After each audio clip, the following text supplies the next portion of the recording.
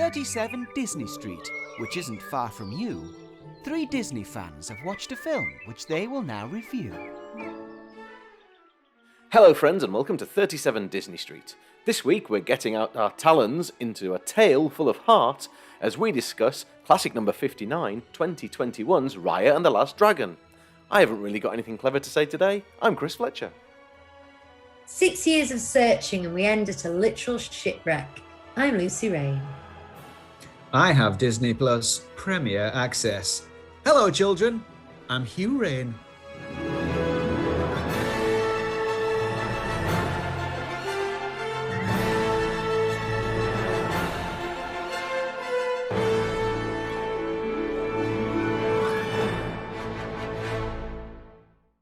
Now Lucy, we've just restarted our recording now, but yet again I thought that you swore at the point when you said shipwreck.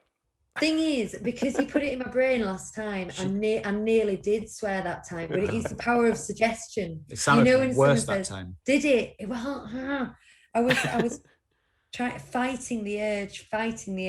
I'm gonna say for listeners, as we're kicking off, that we're also recording this for YouTube. So if at any point we forget to describe, what we're doing, it's because we're idiots. Watch it, yeah. But you can just watch it on YouTube.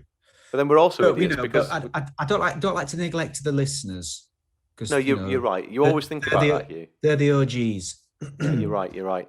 And we're already idiots because I forgot to press start recording on the video when we started the show 6 minutes ago. So we've had to go back, and now we're back to doing what we've already done again. All right. Bad dress rehearsal, good show. Pretending to laugh at the same jokes the second time. Yeah.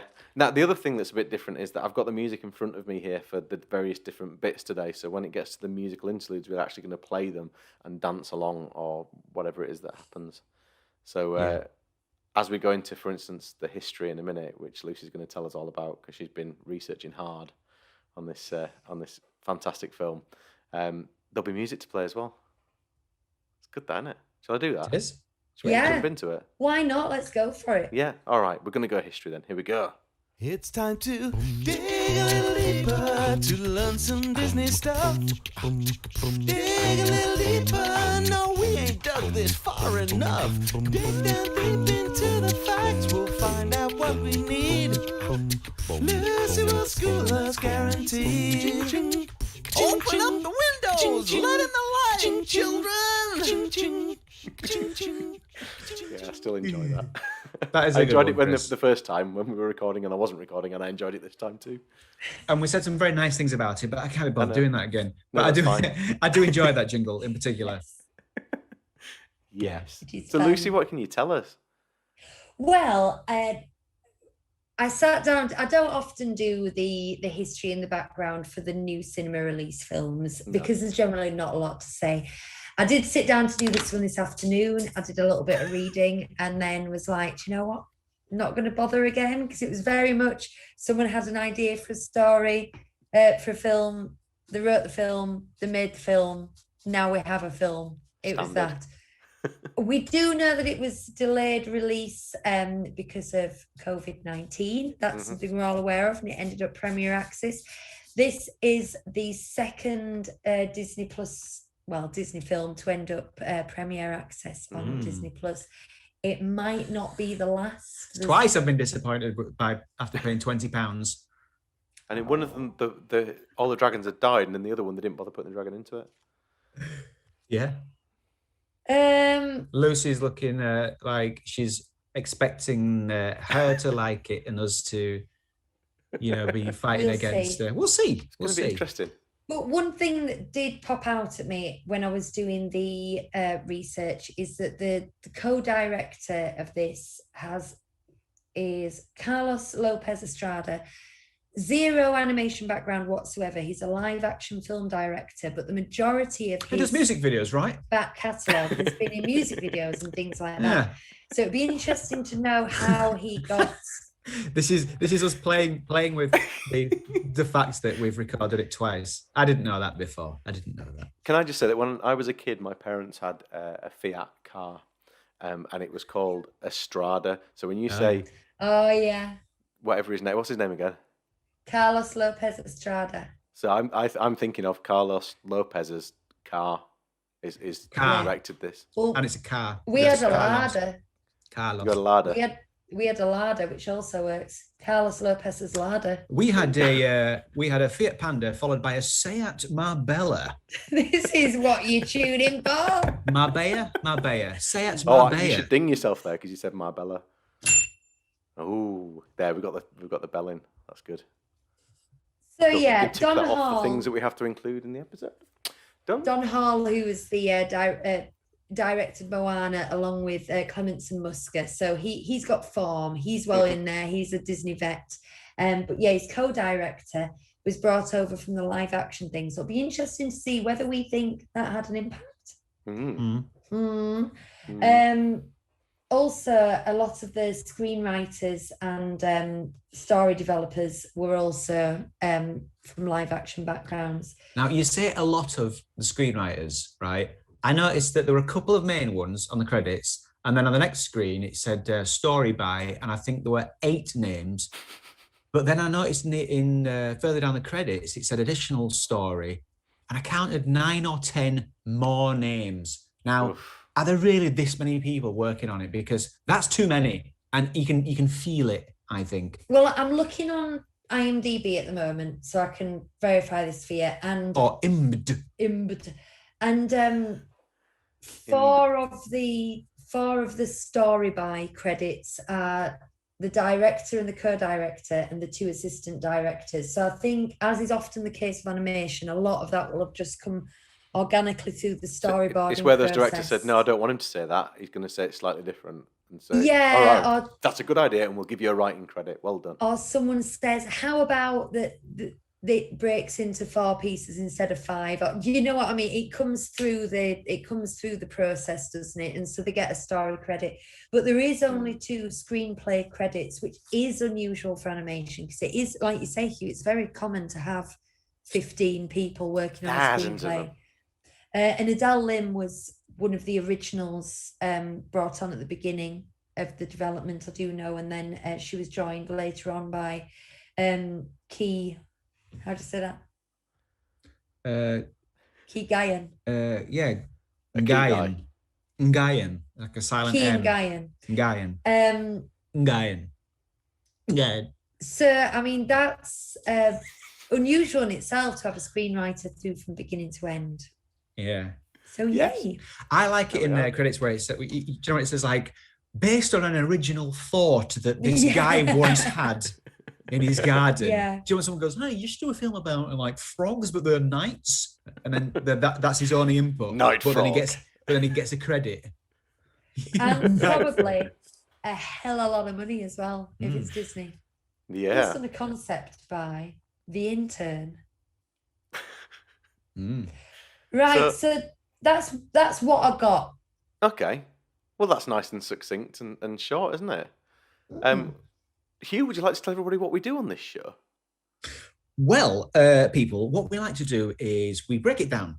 We talk about the film in terms of the story, and then we talk about in terms of the animation, and then we talk about in terms of the music and sound effects. Yeah. And we split that into 10 points each. So that gives a grand total, 10 points each, times 3 in 3 rounds is 90. Now, what would be handy is to get up to 100. So we give those final 10 points to Lucas and Bonnie. And we can find out, actually, now, as they summarise the story, what score they gave it. We just watched Raya and the Last Dragon. So, it's about this girl called Raya, and she's trying to bring the world back to life. So, her, father invites everyone else in the world to this party, but they all went and they broke the gem, and then each of them had a part. And Raya has to collect all the pieces of gems so she can bring everybody back. They all turned into stone because of a creature. There's an animal called Tuk Tuk, and at the start it's like a little one that you can put in your hand, but then it goes 6 years after and it's a big one that you can ride. So she gets the first one from tail, then the next one from spine, then the next one from talon, and then she got the one from fang. Then they're in this pit and they need one person to do it. So Raya gives it to the person from fang, and then they each went to get turned to stone. And then until the person from fang was left, she made them all into the ball, and then she went to get turned into to stone, and then it used its powers to stop everything. At the end, everybody comes back and everybody gets to see the family again. The end. My favourite bit is when the baby is jumping on the monkeys and it's using the piece of gem. When the baby throws a nappy, it shows its bum, and then she goes, Pfft. My favourite bit was probably at the end, because all the dragons were really cool when they went. It was very cool. My favourite bit was the star. I just liked it all. My favourite character is the baby. Probably Raya. My favourite character was Sisu. Sisu, the dragon, her magic is she's a very good swimmer. There is not really much music to choose from. I would give it a 4 out of 5. I would give it a 4 out of 5 again. A 5 out of 6. Daddy, Yeah. what's your favourite part? What was my favourite part? Yeah, I liked the end. okay. And also my favourite bit was the end as well. Oh. And the front is my favourite And bit. the front. You like Yeah. the front. What about the back? Did you like the back? Yeah, it's very like it. The back. The back and the front and the start and the end. Yeah. Bye.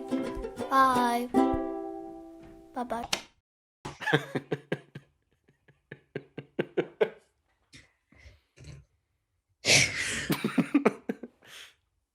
Right. I think we should keep some of that laughter in. And, Yeah, oh, yeah. But we said something that can't be repeated. Yeah, we did. But now let's talk about the story. So it's time to discuss how the story goes. I know it can't be worse than Oliver and Co. Or can it? You know, Chris, like we were saying on the previous version of this, that so Lucy's like, come on, can we get on with this? But I listen to this show when it comes out, and I really enjoy the jingles.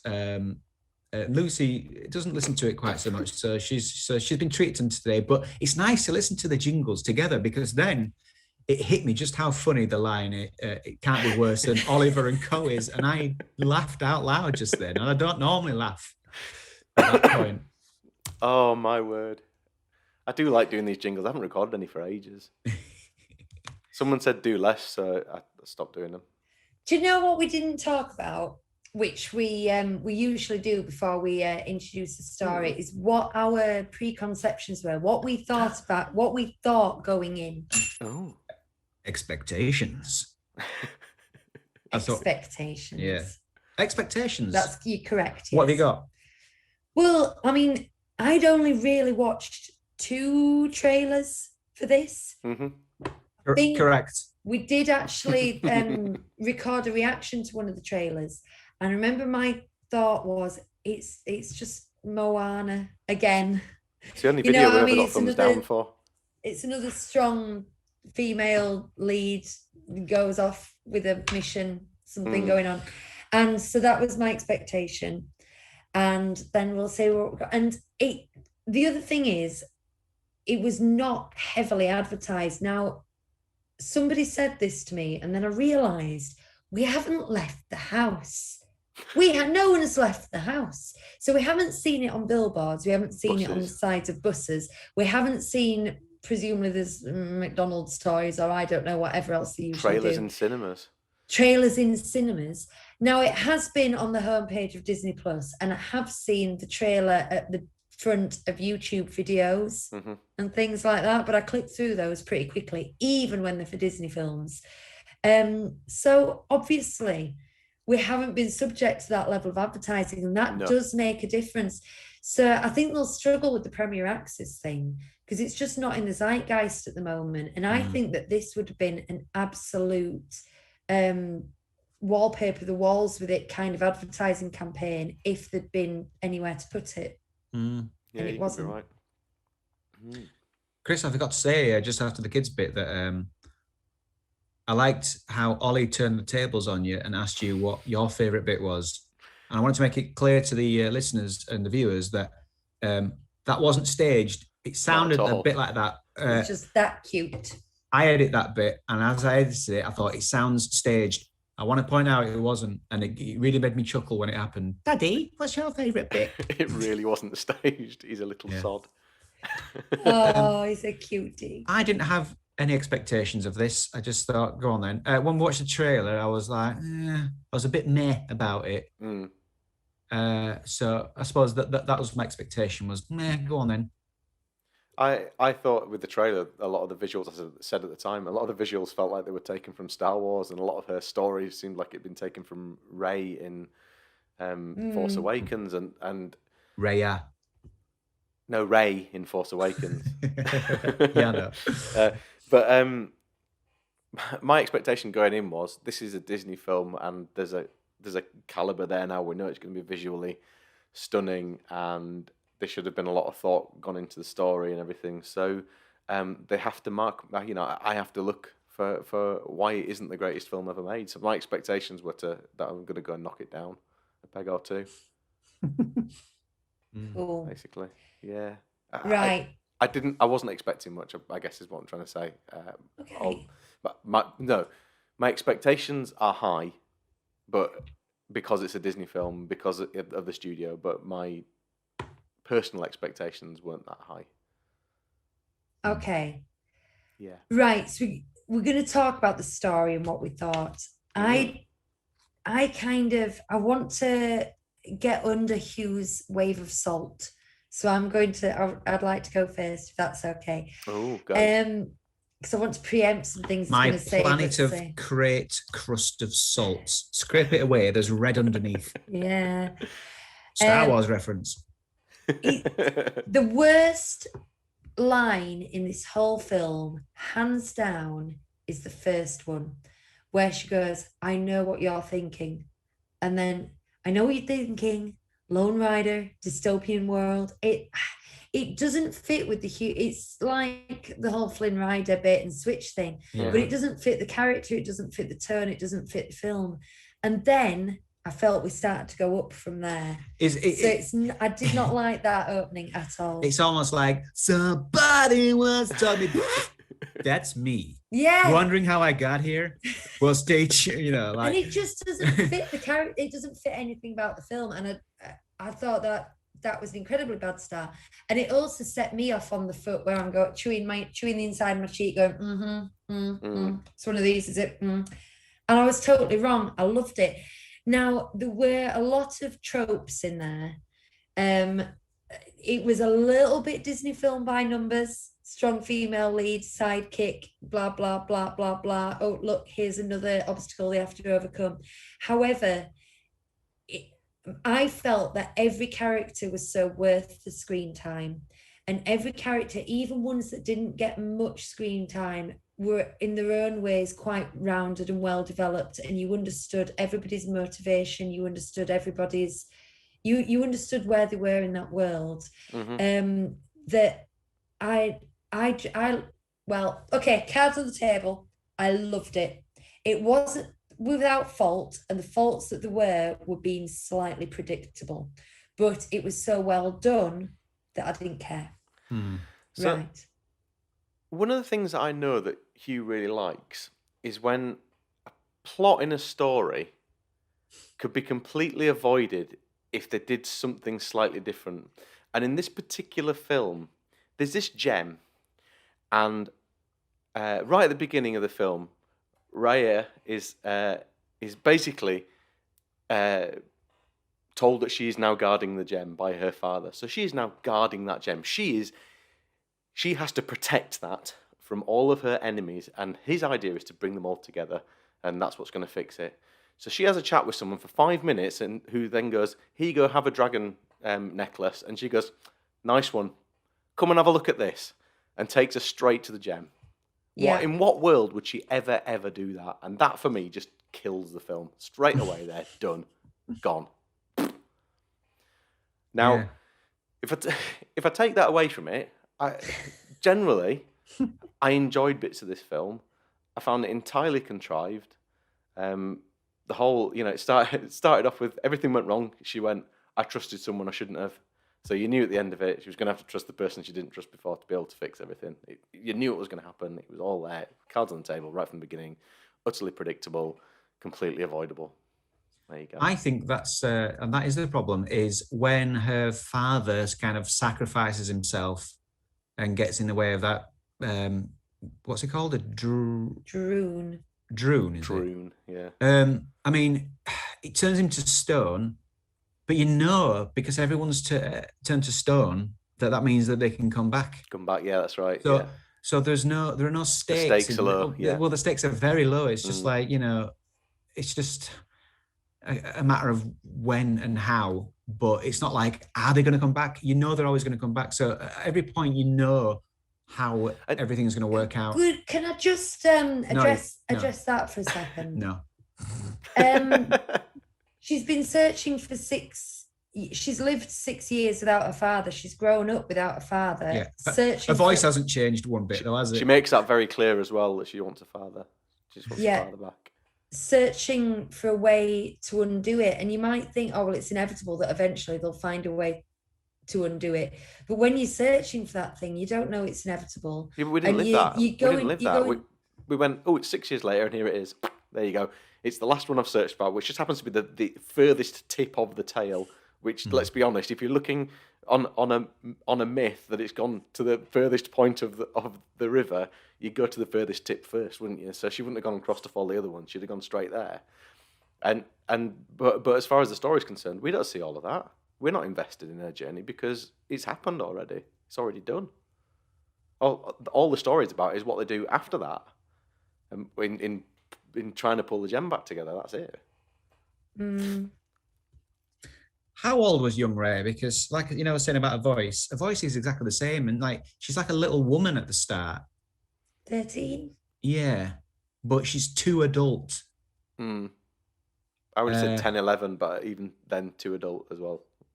Yeah, it's like, come on, just at least put on a little bit of a kiddie voice. I just found that a bit jarring. What's her friend's deal as well? Not a friend. What's she called? The girl, the other girl, the bad girl, Naima. Naughty girl. Yeah, her. What's her deal? Did she go there with the intention of double crossing her? And if so, how she did nothing at all to get herself into the position where she was befriending her. So if that was her plan, it was all very fortuitous, wasn't it? To get her to that point where they trusted each other enough in 5 minutes of conversation that Raya went, oh yeah, do you know what? You're my life friend. I'm going to show you this. Yeah. Sorry, Namari. That whole bit was just too. Was anyone else rushed. really, really cross when all the different what do you call them? Tribes? Not tribes, is it? Cultures. Yeah, just people from the different lands. When they broke that gem, sorry, I was like, I was so cross. Especially when her dad's saying, how they can all come together, and someone flings that arrow in his leg. At it, he knocks it down, doesn't he, into his leg? He does expertly. But I was like, I think you're both taking it like really, really literally that this thing happened. I mean, what they needed was like a metaphor for sort of fracturing society, and this is what happens when everybody's, rather than protecting something, everybody wants to grasp something, and this is what happens. But you're like, well, it's not realistic that I did that, and she wouldn't have taken her in there. That's not about realism. This is going to be one of those episodes, isn't it? What was the last time? I think it might have been Onwards. Was it Onwards? Well, I just think you two, you don't see the forest because you're looking at the scratch on the bark of that tree. I loved Onward. Yeah, you did. It was me that pulled it to pieces. All right. I just said it was Weekend at Bernie's. That's pretty much what I said continually when we talked about it. Yeah. Uh, I don't think that I get there's plot holes. But there often is in these things. This I mean, you're isn't. talking about fantasy films, for goodness sake. yeah, you know. no, I get that, but This isn't my main problem with it. I'm just kind of just joining in. I'm just supporting Chris because I'm generally slightly negative towards this. There's things I enjoyed, but my main problem with it is it wasn't smart, it wasn't witty, and in particular, Sisu's character. I hated the way she spoke. It was strange. Just to be kind of a bit nasty towards Aquafina, I personally found her voice very abrasive, and I didn't like it. And her style of character, where she kind of had a bit of sass to her, and she had like a modern way of talking, but none of it was funny. So I just found the whole thing with her really annoying. And I just thought, if at least she was saying something funny or smart or witty or clever, I could enjoy it. But she was just saying like modern sentences, and it kept cutting back to her like we were supposed to go, ha ha ha ha, she's hilarious. She wasn't hilarious. She was just It was like poorly written. Jumping Jack Flash era Whoopi Goldberg, but without any of the humor. That's what it felt like for me. And her appearance as well when she was a human. So what you're saying, because actually the characterization of the character that she was playing worked really well. If you like the character, the way she looked and sounded was was as brash as she sounded to me as well. I wasn't a fan of the dragon at all. I think that came across more in the trailer. The second trailer, they tried to make it seem like a Disney buddy movie, and they put all the zany moments in, and I don't think that reflects the final film particularly. I wouldn't call this a comedy. There were amusing moments, and I actually thought she had quite a gentle, just likable personality without being too Eddie Murphy in Mulan or anything like that. She was just... I just thought she was a nice friend. No, she was quite wise. She was quite wise, but without being pious. You know, she was... I really liked her character. If the thing she said made me laugh, then I would forgive a lot, and I'd be like, oh yeah, I'm about with that. It's just that one... It was the key thing that was missing was some clever lines. She wasn't given any clever lines. It was... Some of it was, vaguely amusing, but, the way she says them, but nothing smart here. It was all about her trying to get Raya to trust people, like the whole way through, and every time her being knocked back, wasn't it? And that's basically what their relationship became. But yeah, and you've also get where got both the of you theme come of... from. But... You've also got the theme of she begins to lose trust in humans, and she has to find that again later on. When she's duped by the woman in Talon, we have that moment where she's saying it's hard to be a human, and then she has to have a leap of faith herself, which is more realistic, and there's more stakes there really than if she had this message and she'd come down as a deity and going, I'm going to teach you how to trust, and that's my job. That's fine, but she had to find that within herself as well, and she had to discover that and have it shaken, have her faith shaken and re-find it in order to take the leap of faith and then teach somebody else to do the same. And I thought that whole trust story, we all knew what it was, like you say right from the beginning, the layer on thick, but I thought that it ebbed and flowed enough to be realistic and be worth the payoff at the end. And the way it all came down to them all as a team deciding they were going to do that, and that's what broke the spell. I liked it a lot. They did get a little gang together, didn't they? That's a trope, getting a gang together. That's what a friend of ours from uni once said when we watched I think we'd watched it was the second Star Wars prequel, and he said he kind of rubbed his hands together and he said, we're getting a gang together, which is what he was missing from the first one. You had like the kind of hot-headed character and the sage wise guy, but still a bit, you know, young to be a master, and the, you know, the sort of intelligent go-getting senator woman. And that was what this was. You know, you had like the big sort of guy who actually had a heart of gold. You know, the guy with the eye patch, can't remember his name. And you know, well, straight it was out of Dax, Tangled, basically. Well, no, I thought he was straight out of Guardians of the Galaxy. Oh, His yeah, okay, personality was very much like Dax, wasn't it? Drax. Do you know who I did like? Boone, the kid with the boat. Yeah, he was funny. Tong, sorry. Yeah, Tong's the other guy. But I found Boone very, very humorous in the way he moved. There was that little cocky kid character. There's something about that was amusing. Did you like the Baby and the Monkeys? Oh, I love the Babies and the Monkeys. They had some of the most outright funny bits, and they were very, very small bits. It was so funny. Like when she throws her nappy at her, and for a split second you see a little bare bum bum, until one of the monkeys throws an extra pair of pants and she puts them on as she's running. Little things like that. And the way that she still moved like a baby, even when she was doing gymnastics, you know, she started to swing her hips when she walked. Fantastic character. Quite a novel character.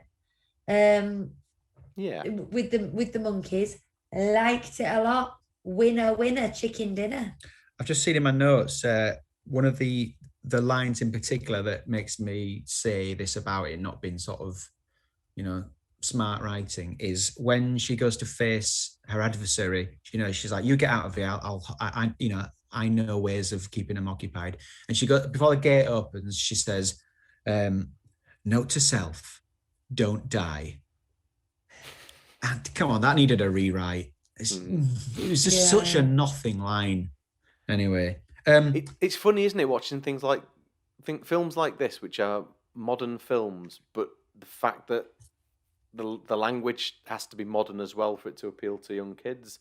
And so for me, I feel like there's a lot in the writing and the dialogue where they're using things that because I'm old now that I don't relate to, but that I feel are unrelatable, particularly within like whatever the period is and everything. It doesn't feel like some of the ways they talk are right. Can I get something off my chest? For the last 10 years of Disney films, I was always taught that saying "what" was rude. What? Wait, what? Is rude. What? And now, wait, what? And they're doing it all the time. Well, I can't school that to Bonnie now. There's no that horse is bolted. I can't start telling her it's rude to say what, because that's, you know, it's as common as saying hello these days, isn't it? What? And it's just so rude, and it really annoys me. And it's always these kind of girl characters as well that I'm like, so crass. Anyway. Do you know what I think, really? I did enjoy it. I enjoyed it enough. It was all right. I don't want to say it passed the time. It was maybe better than passed the time, but it felt like it wasn't rounded enough for me. I like the idea of the story. I like the idea of the trust being at the heart of it. But like what you said before, Lucy, about the dragon and that whole journey that she went on, I don't think that was rounded enough. You saw that. I didn't see that. Not in the way that you're saying. Certainly not to a point where I could speak passionately about it. I just think that there were some nice ideas here that weren't executed as well as they could have been. Alan Tudyk as Tuk Tuk. You know Alan Tudyk? I do. He's like the new. He's maybe not Frank. he's not quite up to the to that. But I suppose in this role he is playing also the voice of K2SO. This is when I do my K2SO impression when he goes, "Did you know that wasn't me?"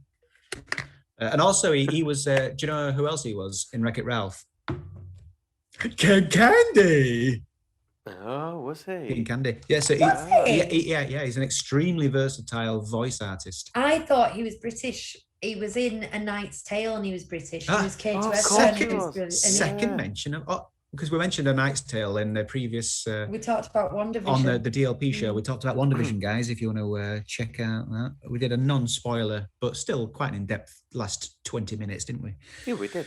Yeah, Alan Tudyk. I don't know how to pronounce that exactly, but I do like him. So is it Tudyk? I don't know. That's what I thought it was. So it's good to see him. It's good to see him.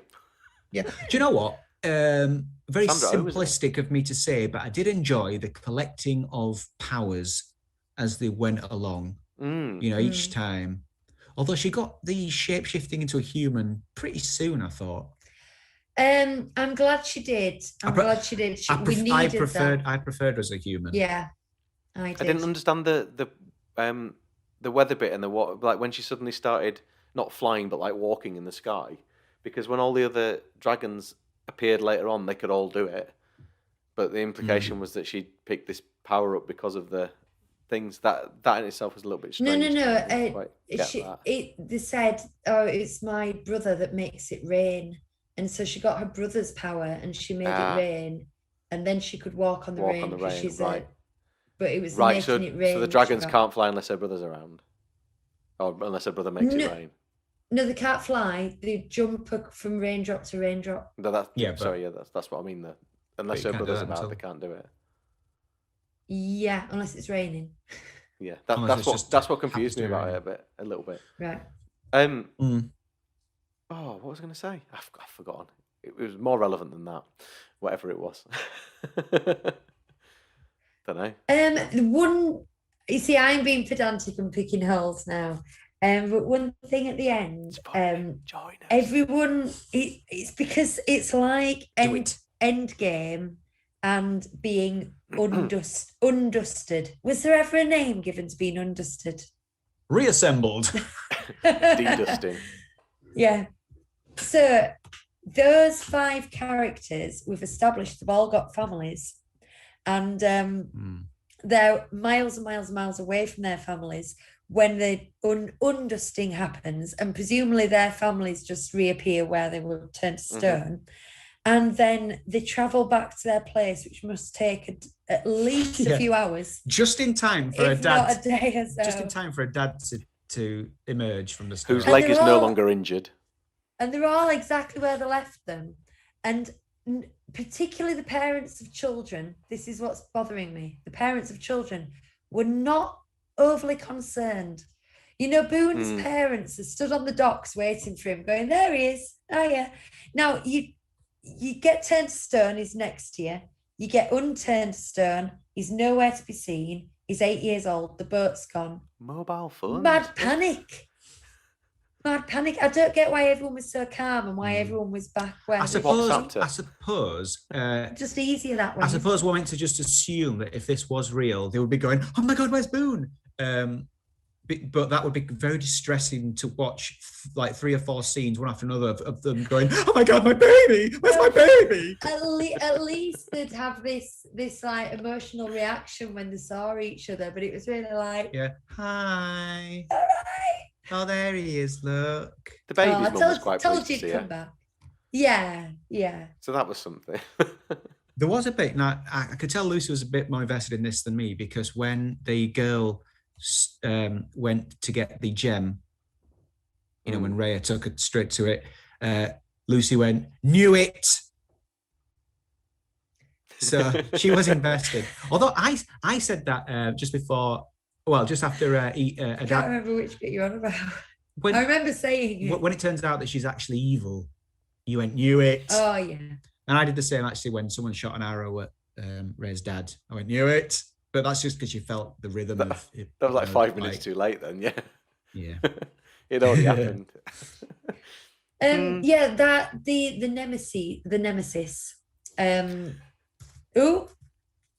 these. I was gonna do that. Lucy's ears fell off, listeners. That's the nemesis. You know who I mean.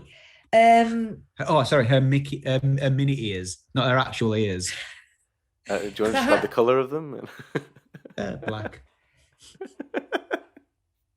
Go on, she was again, as they often are, unnecessarily evil. Now, I actually quite liked her arc towards the end, but like just when she took the stone at the beginning, the bit where I went, "Knew it." It's when characters have that real sudden connection and trust, it's fake. When they hate each other to begin with, they're going to end up friends. When they're friends to start with, they're going to end up hating each other. But why was it fake? You take me back into the bit that made me dislike this film, because that whole bit, it didn't make any sense. She came down and went, does anybody want some food? And someone went, me. And they went, no, not you. And then her mum went, go on then, dear, go on, you go. So they go and sit down and have a nice little chat with each other, and they're being all lovely and nice. So if it was part of her plan, if it was part of Fang's plan to get the daughters talking to each other, so that, you know, because daughters are gullible, she'd suddenly decide to take her to see the thing, and she just happened to have a flare in her pocket to be able to set off so that they could all... so that the people who weren't at the party but were somewhere else nearby were able to run up there straight away. It all just seems a little bit over-elaborate. I can't argue against you, Chris. But then you could also go back to things like Snow White and go, oh, right, so a stepmother just happened to be looking out the window that time and then know the spell to do that. And she happened to have a servant who was happy to take her to woods, but he couldn't do it. Oh, that's very convenient. It's like, these are fairy tales, you know. I can't reason out of it particularly. I totally agree with you, and it occurred to me as well. It did occur to me as well, but you can't. Should we? We've actually spent a long time. Okay. Talking about this so far. I want to go first. I really enjoyed it. I think it's a good film. It's not going to stay with me as long as some of the stories did. I like it for the reasons I will go into shortly. I'm going to give it an 8. Right. Overall, it was a nice epic tale. There's enough to look at and enjoy. I'd certainly watch it again, because we watched it twice already. But not remotely smart or surprising. So I'm going to give it a 6. What did you give it? An 8? An 8. We put it on again this morning, and about 15 minutes in, I thought, I've seen this, I'm not bothered about it. And I think that pretty much sums up how I felt about the film. I'm not bothered about it. I've given it a 6 as well. There you go. Okay. Shall I press the animation jingle? Yeah. Look at the animation hue, the characterization hue, and don't forget the background and the style. Yeah, man. I worry about dancing because when we do video, we're often slightly out of sync. Yeah, there's latency, yeah. It'd be much better when we're back together in the same room again, you know. But I just want people to know that I have very good rhythm. So if I'm off the rhythm, it's, you know, technical difficulties. I'm naturally uncoordinated, but that's no problem. Animation. Do you know, as much as I disliked the performance, Sisu as a human was so well animated. There's even a bit where she goes, like, I know you said about the word what, but there's a bit where she's kind of like, I don't know, she's buying time. I don't know, she goes, what? Like that. I think when they're in that, is it Fang?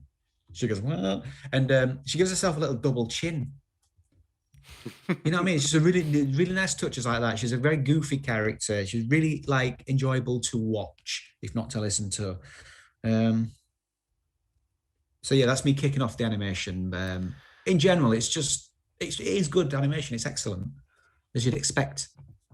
Well, absolutely. I mean, we've talked about this with Onward, even with Toy Story 4, which I know wasn't the greatest film, but visually, it's difficult to fault Pixar. It's difficult to fault Disney at the moment with the way that they do things, because it's just they're just stunning to look at. When the film started, I think we had some latency issues on our screen because the opening 10 minutes, probably the opening 15 minutes, the whole bit when she's younger, it didn't feel like it was. I thought there were some real problems with it. It was looking like Madagascar or something like that to me, and it was bothering me. But then as soon as she got older, it seemed to sort itself out, and from that point on, I was quite happy. So I thought, well, I can't really mark it down for problems with me streaming it. So I kind of left it at that. But when I watched the opening again today, the issue that I actually have with it is, if I had any issue at all with any of the film from an animation point of view, is how doll-like she looked when she's a kid. Like, she looks like a plastic doll, and I don't like it. I found it very difficult to look at. It didn't. They are plastic, aren't they? Like her dad. The look of that character, her dad, was brilliant. I loved his face. I loved his features, but he looked plasticky. Thing is, they had to be like that because you were very, very close to the uncanny valley in this film with the human characters. They've got so good at them. Their expressions were so nuanced and perfect. She is one of the most beautiful female characters I think they've ever produced, and so real in her face structure that if they'd gone to the extent of giving her pause, this is what makes her look plastic. If they'd given a pause and given her laughter lines and things like that, you would have been deep in the uncanny valley. And I'm really glad in the valley. Really glad that they held back.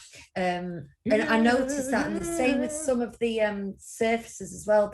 The smoke simulations and the water simulations. It was just so sumptuous. And then there was one point when she jumped off Tuk Tuk and she hit what looked like a polymer clay. Lawnmower. Oh yeah. A polymer clay surface, and I was glad to see that they hadn't, because otherwise you're very close to it being Lion King, the inferior Lion King. Do you know what? One of the things that they have done, and I noticed it probably first in Frozen 2. I'm sure they've done it before then, but they definitely over exaggerate movements. So you get a lot of kind of the mouth, because you get a lot of like sideways movements of the jaw and stuff. And I know people do talk. Some people do talk in that kind of way, and you do get movement of the mouth that's a little bit maybe strange to look at. But I do think they accentuate things. Accentuate, is that the right word? Exaggerate. Yeah. Things in when people speak, and it specifically for that reason, because it takes that realism away a little bit, so it's not too much to look at. Here's some things I liked. The lighting is some of the best lighting I've ever seen. The set pieces in general were good. The locations were good. The set pieces are impressive. Here's some things I didn't like. Tuk Tuk's eyes. Because the bigger he got, like, he still had these big cartoon eyes. Yeah. When I think more animal eyes would have been more appropriate. He just, and like, it's all right when he's little, but when he's massive, those eyes didn't suit him. And the hair was often too light. The hair simulation was weight. Yeah. Light in weight. It was far too light. It moved. It didn't have enough weight to it. It was too like, it just looked like there was nothing to it. Like it was like a veil of silk, something like that. Yeah. Again, I'm going to defend them because of what we said about the Uncanny Valley thing, and they've got to keep the Disney brand, and that kind of, the long flowing hair, it's part of character animation, is the hair. And I know what you're saying, but it's not the same as doing SFX animation, is it? Where you're trying to make it indistinguishable from the stuntman. They're getting a lot of personality, and the characters I can think of who've got memorable hair had a lot of personality in the hair. If the two women with the undercuts, who look like Void from Incredibles 2. Yes. That hair is too light. Okay. Trust me, watch it again. All right. Okay. Takes you out of it. You go, I bit heavy-handed there on the lightness. It is an absolute tragedy that this wasn't in cinemas. And when cinemas open, which if we stick to the UK roadmap, should only be about 9 weeks away. I'm hoping that some cinemas will rerun this, and I will go watch it, probably on my own, probably on a Tuesday morning or something, because I can do that with my job. But I really think it's so epic in scale. The opening shot with the depth of focus, the landscapes are created. Now, you compared it to Toy Story 4 and Onward, which we agreed are just the epitome of computer animation, and you can't get any better. We agree that. But this was a cut above for me. This was a real cut above because of the way that they used things like light and water and smoke, not just realistically, but artistically, the way that they used it, the way that they used colour, particularly sort of neons and black light-esque colours when they got to Talon, was just mesmerising. And all the way that they used the hair and the fur on the dragons, this was next level. But also what took I'd compare it more to Coco than I would the other two that you mentioned. Okay, yeah. Because they had that kind of impact with the art direction, not just the animation, the art direction. But what took it a cut above, and why I was keen to mention earlier on that it was a music video director, was the framing and some of the shots that they chose to use and some of the camera pans, because a lot of the time it would be, there's camera movements you can do in animation that you can't really do in live action, or if you can, they're too much trouble. But they used a lot of what would be live action camera angles and shots and decisions, a lot of square framing at certain times. There's a lot of like a lot of impact, stuntmen style fighting. Like we watched Corridor Crew stuntmen react videos, and it felt like that. Like it felt like it was choreographed. Well, it will have been choreographed by stunt fighters. And it was more of like, it was probably rotoscoped with stunt fighters. It was more of an action film, wasn't it? I should say motion captured these days. Yeah, I cannot pick a single hole in the visual aspect of this film. And I am aware that it is way stronger than the story aspect. And I think I'm going to come back to this film for the visual aspect. But you know that I've always used as my benchmark, would I put frames from this film on my wall as art? I don't think there's a frame in this film I wouldn't put on my wall as art, honestly. And character design, just the landscapes were fantastic. I wasn't keen on the what we decided her name was, Namia. Naima, I've got this one. So Namari and her mum, just because she looked like Void, and I just wasn't a fan of that. But I can't fault it artistically. I'm just saying I wouldn't have a photo on my wall.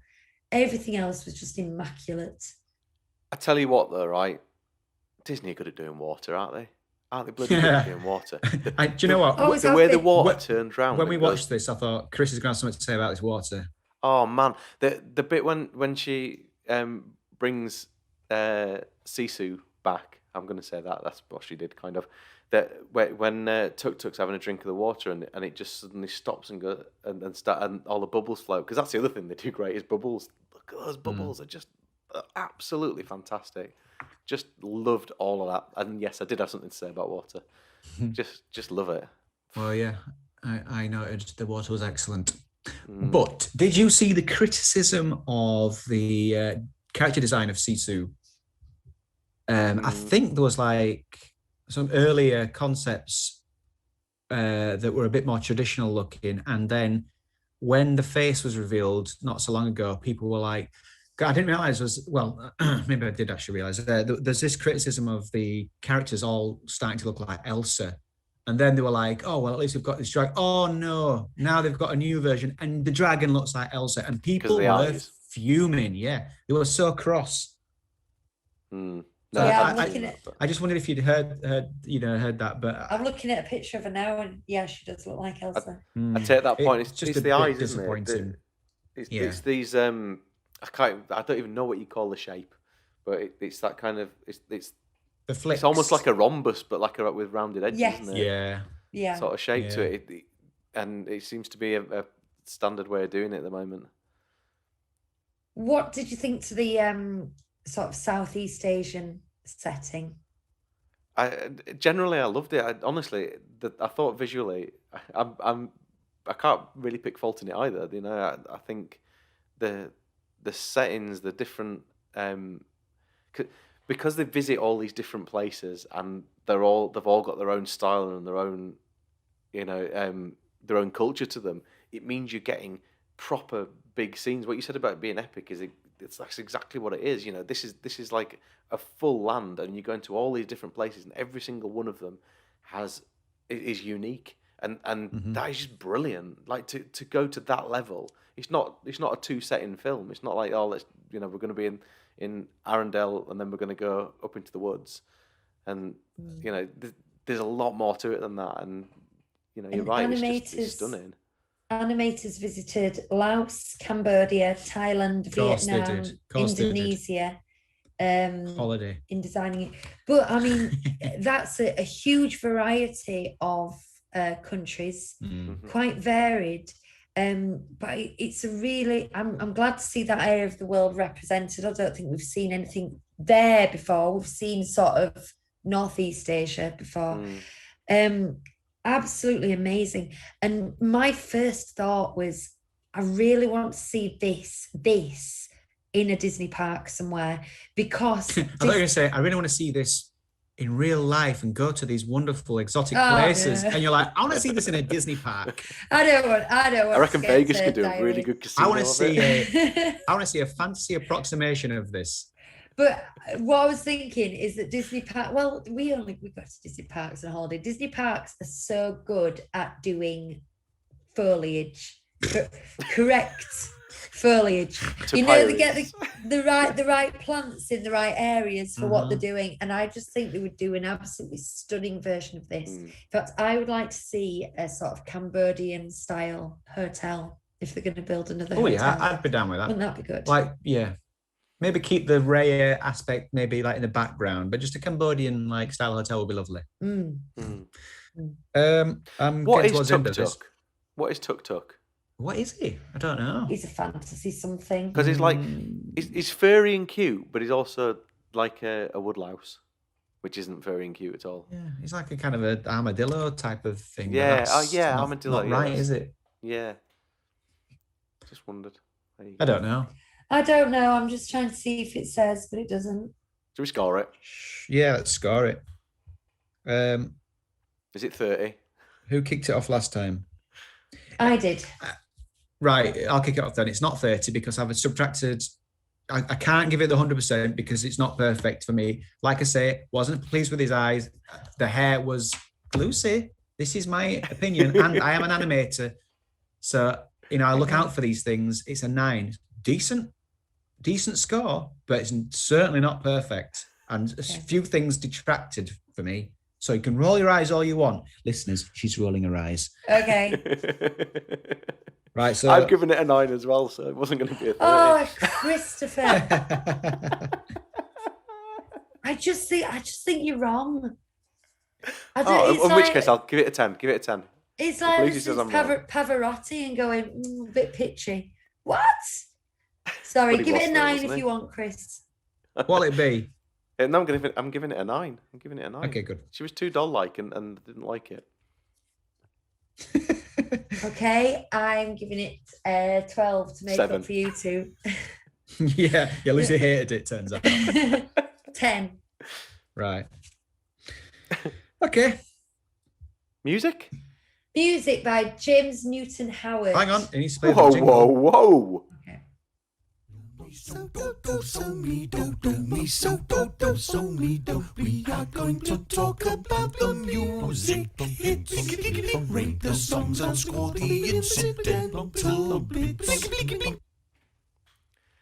Go on then.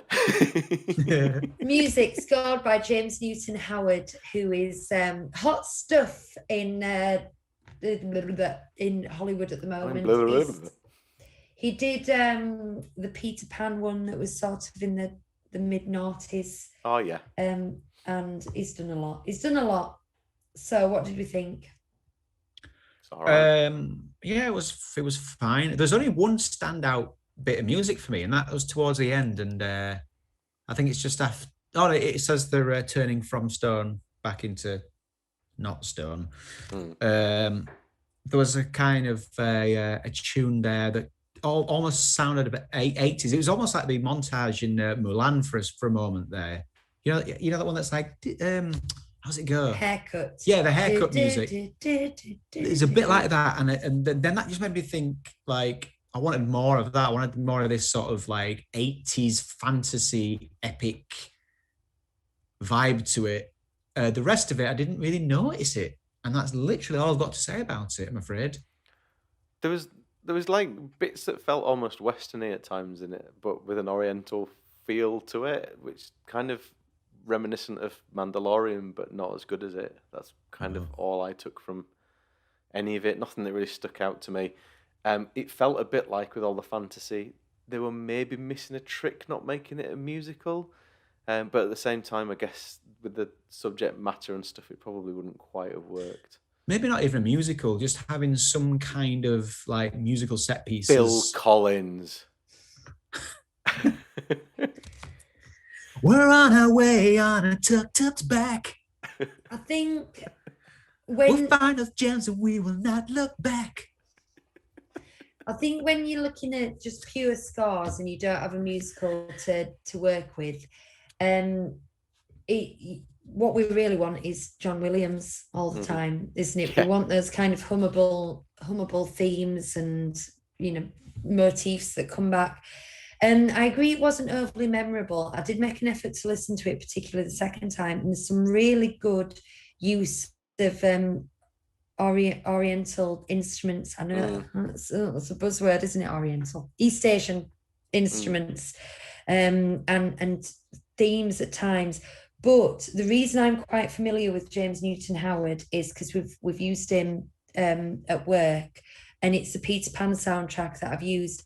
And I pricked my ears at one point because I thought I heard it, and I was like, oh, and he was very recognizable as the same composer. Now, for two films with so many years between them and so totally different in subject, they shouldn't be recognizable, really. Mind you, having said that, I just used John Williams as an example. And how many people can't get from Star Wars to Indiana Jones in two verses? Indiana Jones. Did you like the way when I did that Phil Collins ad-lib that I rhymed back with back? Yeah, no, that was the kind of thing that he would have done. So for me, I was all right with the music until we got to the credits at the end, and then I just kind of, what the hell? Why are you? There's always that song, isn't there? Like, it kicks it off, except Entangled, which has got a really cracking song. But the credit music does get better. I don't know if you found that. But I didn't. No, I didn't find that. I mean, we watched the credits for a while, and then gave up on them after a bit. But some of them do it all right. I mean, Frozen 2 had the version of Into the Unknown from Panic at the Disco, which is pretty awesome. The Wreck-It Ralph, Ralph Wrecks the Internet.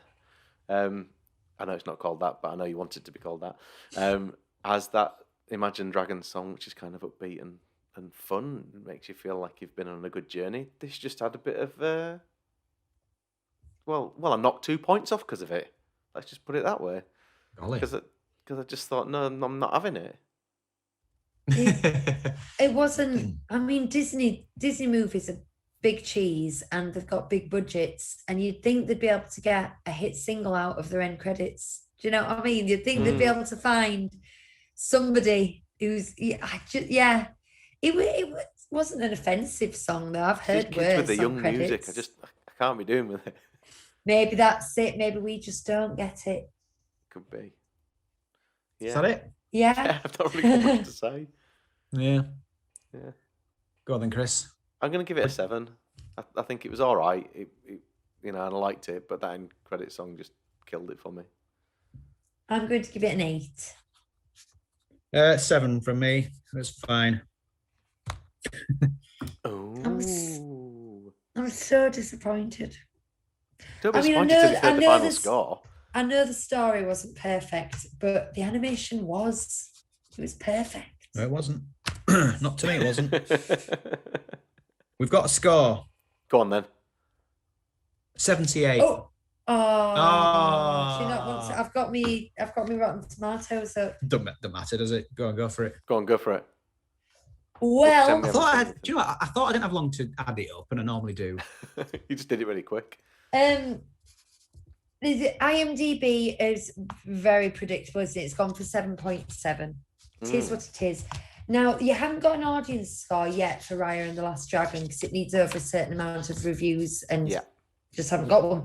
But you do have 215 critics reviews, critics who know what they're talking about. And their average score gives it 95% from the critics. So I think they're a little closer to agreeing with moi than Do you know, that. 78 is 2 higher than Onward, and it was exactly a year since we saw Onward because I got a reminder on Facebook today, and I will replace one of the words because I checked in that we'd seen it, and I just said, that was flipping great. It's also one less than Soul. We liked Soul one more than we liked that. Where's Soul on this list? It's right next to Oh, that's interesting. 79.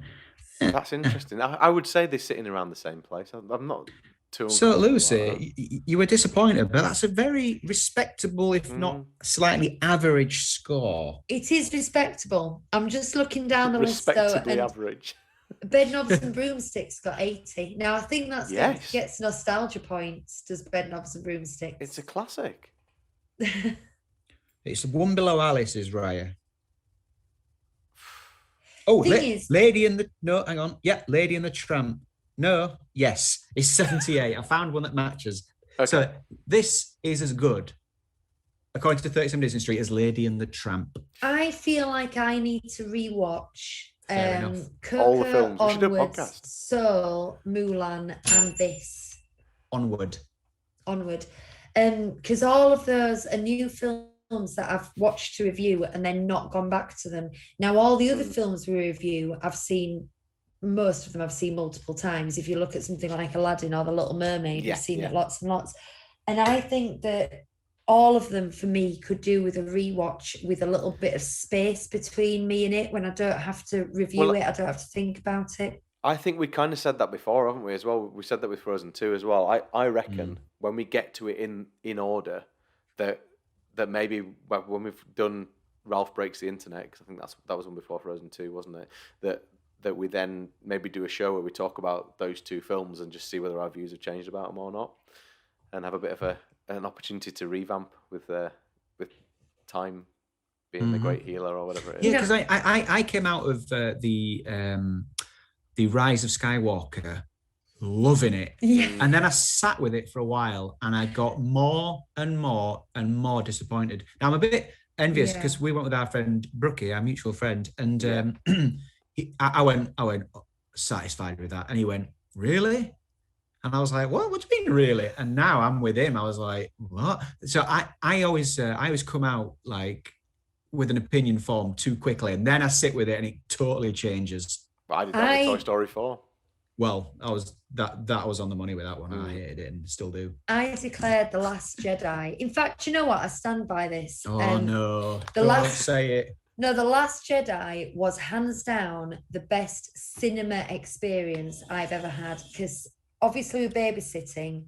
Me and Hugh couldn't go together, so he went in the morning. So you went with Adam Driver. I went at night. So I went sort of after bedtime. I went on my own and I sat there on my own in the cinema. And I think you get a really immersed feeling when you're on your own. And which film? The Last Jedi. Okay. With the light speed through the through the fleet. And it just, I was so, every single twist and turn, everything, I was so emotionally involved in it. I've never had a cinema experience like it before or since. It was the best experience I've had. I accept it's got problems. Now, I'm making this relevant because me and Bonnie had a discussion this week with it being World Book Day. Mummy, what's your favourite book? And I said, thing is with me, I'm fickle. And it's usually the last book I read. You know what I mean? You usually love that book. It's the last one. And I'm a little bit like that with Disney films in that when I watch something, I'm so love it. It was so fantastic. It's best Disney film ever. It should get 99. It should be at the top of the list. And then I'll need that bit of distance.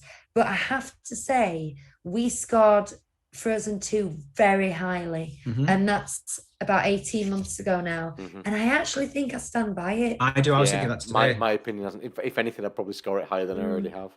It holds up. It 91 really we does. scored it. And that's very high. That's up for there. us. It must be a top 10 or something, right? Top 5, must be. Yeah, definitely. In fact, yeah. What is the highest? And Oh, also, yeah, I know what it is. 100. Yeah, 100. It's not because we haven't seen it since, because Bonnie's watched it a lot as well. So, a lot more than Frozen. She's watched that in the last year. And it's a lot better than Frozen. It is.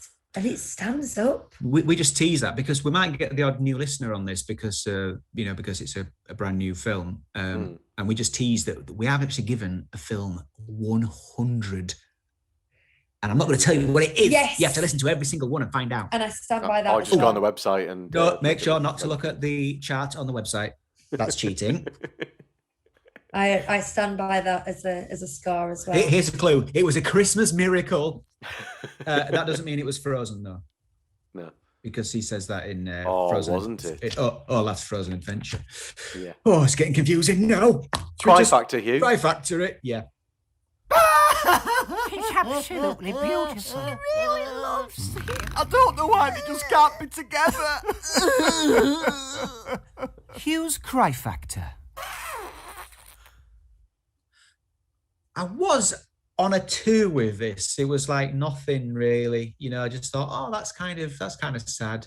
But then I did get up to a bit of the lump in the throat when like the families were getting back together. The little baby, got back with her mum and dad and someone else, can't remember.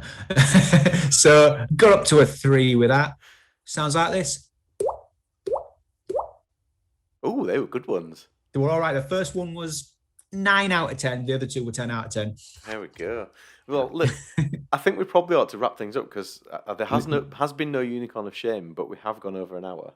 And Lucy's yawning. I literally just yawned as well. So embarrassing. It's a shame we don't have the unicorn of shame because people could see it. Yeah, it would have been nice. People don't get to see the unicorn of shame, which means we've gone over an hour.